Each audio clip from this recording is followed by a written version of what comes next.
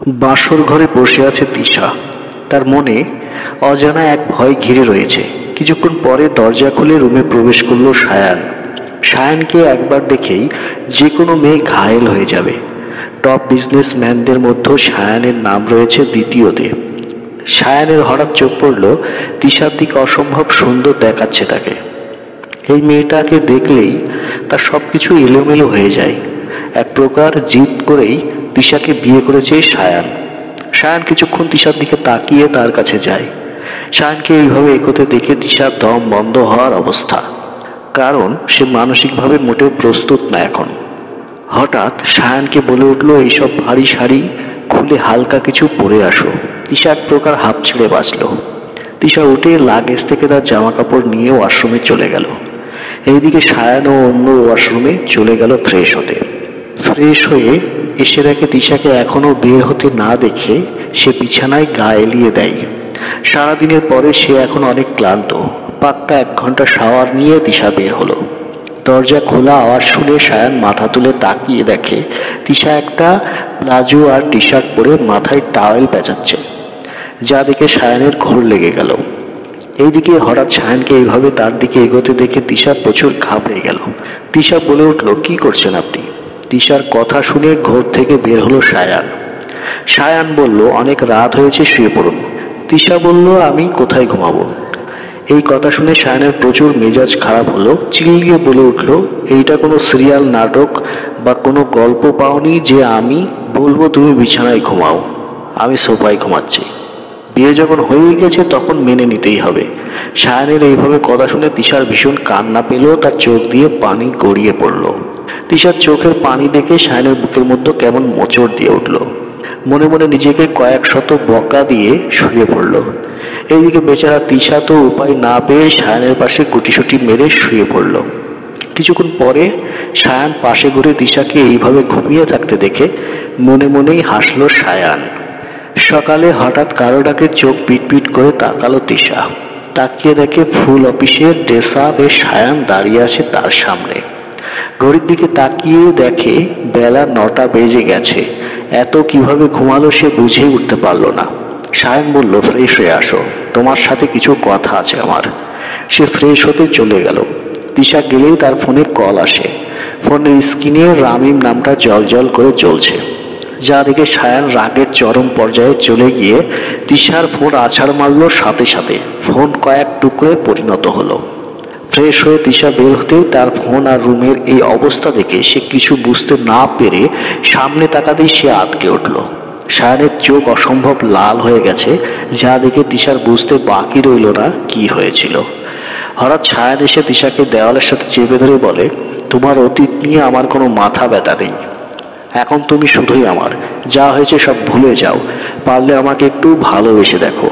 বলেই হনহন করে রুম থেকে চলে যায়। এইদিকে তিশা কান্না করতে করতে তার অতীতের কথা মনে করে। রামিমের সাথে তিশার প্রায় অনেক দিনের সম্পর্ক। তিশা রামিমকে অনেক বেশি ভালোবাসতো, কিন্তু রামিমের যে বিয়েতে দেহ নিয়ে খেলার নেশা তা বুঝতে তিশার অনেক দেরি হয়ে গেছিল। যখন রামিম দেখলো তিশাকে কোনোভাবেই কিছু করতে পারছে না, একদিন সে রাগের মাথায় তিশাকে বলেই দিল, তুই আমার সাথে বিছানায় না গেলে তোর সাথে সম্পর্ক এখানেই শেষ। তুই একমাত্র মেয়ে যাকে বিছানায় নিতে আমাকে এত কাঠখড় পোড়াতে হচ্ছে।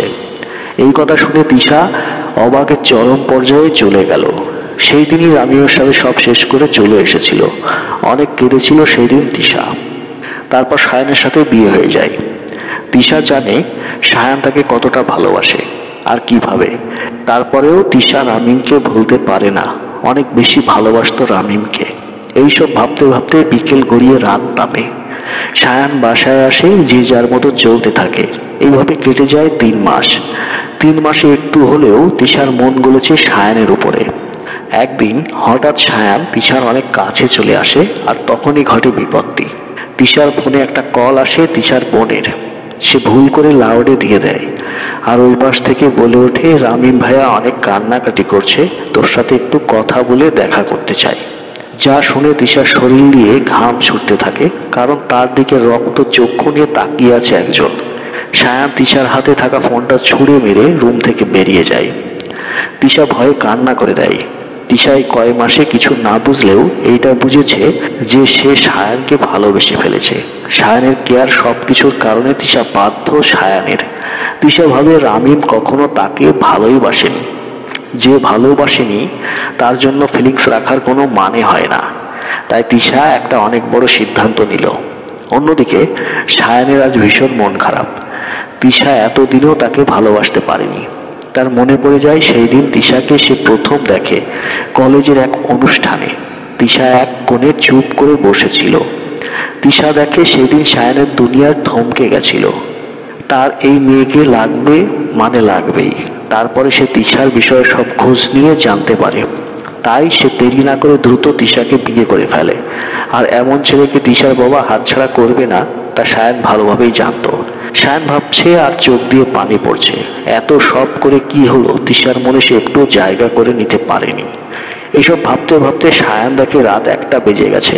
তার মনে পড়ে বাসায় তিশাকে একা রেখে এসেছে। সে দ্রুত গাড়িতে উঠে বাসায় যায়। সায়ান বাসায় এসে দেখে মেইন দরজা খোলা। সায়ানের বুকের মধ্যে ধক করে ওঠে। মনে মনে ভাবে আমার তিশা ঠিক আছে তো। এইদিকে কারেন্টও অফ। সায়ান ফোনের ফ্ল্যাশ দিতে দ্রুত উপরে উঠে যায়। উপরে উঠে নিজের রুমের দরজা খুলে মনে হয় সে স্বপ্ন দেখছে। সারা ঘর মোমবাতি দিয়ে সাজানো। মেঝের দিকে তাকিয়ে দেখে ফুল দিয়ে লেখা আই লাভ ইউ সায়ান। সায়ানের যেন কিছুই বিশ্বাস হতে চায় না। হঠাৎ তার চোখে পড়ে জানালার কাছে দাঁড়িয়ে থাকা এক রমণের দিকে। কালো শাড়ি, হাত ভর্তি কালো চুড়ি, চোখে গাঢ় কাজল, ঠোঁটে হালকা লিপস্টিক, খোপায় বেলি ফুল। সায়ানের কেমন যেন ঘোর লেগে গেল। সে তিশার দিকে এগোতে থাকে। সায়ানকে এইভাবে নিঃশব্দ চোখে তার দিকে এগোতে দেখে তিশা সেই প্রথম দিনের মতো ঘাবড়ে গেল। তবে সে ভয় পেলেও মনে মনে পণ করলো আজ যে করে হোক সায়ানকে সব বলবেই। এইদিকে সায়ান তিশাকে পেছন থেকে জড়িয়ে ধরল। তিশা কেঁপে উঠল।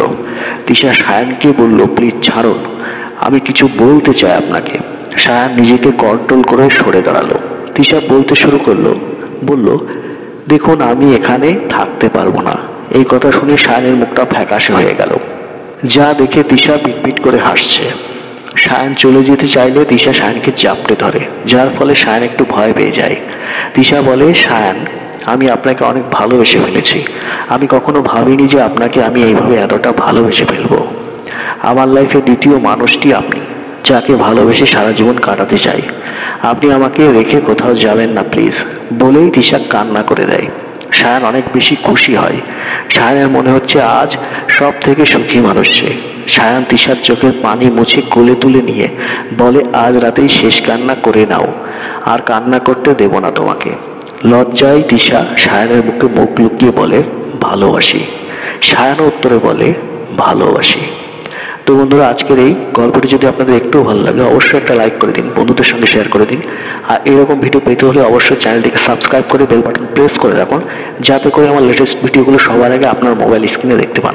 আর যারা ফেসবুকে গল্পটি শুনছেন তারা অবশ্যই পেজটিকে ফলো করে রাখুন, যাতে করে নেক্সট গল্পগুলো প্রথমেই আপনি দেখতে পান। তো বন্ধুরা, আজ এই পর্যন্তই। ভালো থাকবেন, সুস্থ থাকবেন। ধন্যবাদ সবাইকে।